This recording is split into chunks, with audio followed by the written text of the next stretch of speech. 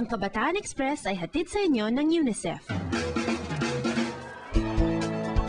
Kung minsan nagbabakasyon kaming mga taga-syudad sa probinsya para makapag-time out sa hectic na pamumuhay.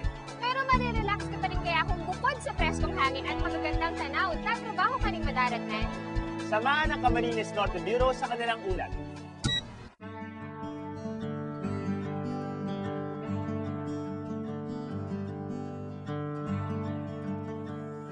Sariwang hangin, malayo sa polusyon, may magandang tanawin at malalawak na bukirin. Tahimik at walang masyadong kabahayan. Parang napakagandang lugar kung saan lalaki ang isang bata.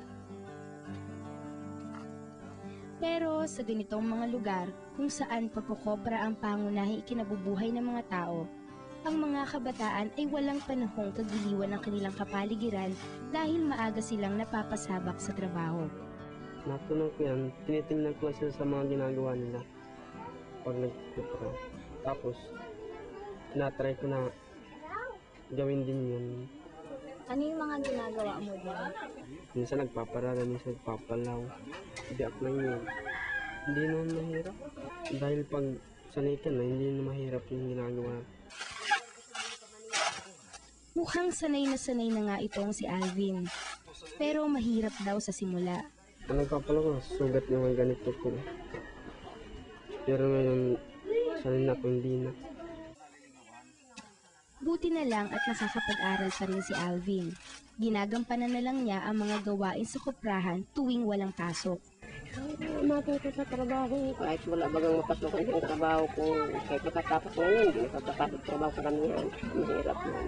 Walang alam na trabaho, kahit nang lang sa nugan. Yung talaga pinapamulat namin sa kanila at sa mga babae. Kapag wala akong gawa rin, pumunta ako dun para... Yung kupra ngayon, parang nililibang ako na lang yan. Magsalsalan-sal ka. Ang itinuturing ni Alvin na isang libangan ay isang seryosong hanap buhay para sa nakababatang si Pocholo. Natungga kang ga, paulit-ulit na nakaagsaan mo. Nasisida kang ga. Nasusugatan ka rin ba? Si Pocholo ay 13 taong gulang, pangalawa at nag-iisang lalaki sa 7 magkakapatid. Mula nang makapagtapos ng elementarya, ay pinili na lamang niyang tumulong sa pagkukopra sa halip na ipagpatuloy ang pag-aaral. Kung nagkatulong si papa niya, siya lang naman ang makakatulong. Sabi ko pag pintis pa, gusto ko man makapag-aral ako yun kasi pag hindi naman niya nakapag-aral, parang kawawa naman baga siya.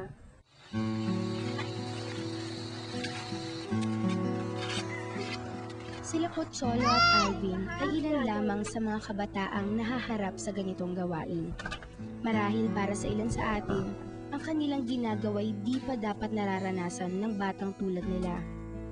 May kanya-kanya silang dahilan at magkaiba man ang pagtingin nila sa kanilang ginagawa, mapalibangan o isang seryosong trabaho, ang mahalaga ay masiguro pa rin ang kanilang kaligtasan at masigurong di nahahadlangan ang kanilang normal na pag-unlad. Sariwang hangin, magandang tanawin, mapayapang kapaligiran, kay gandang senaryo.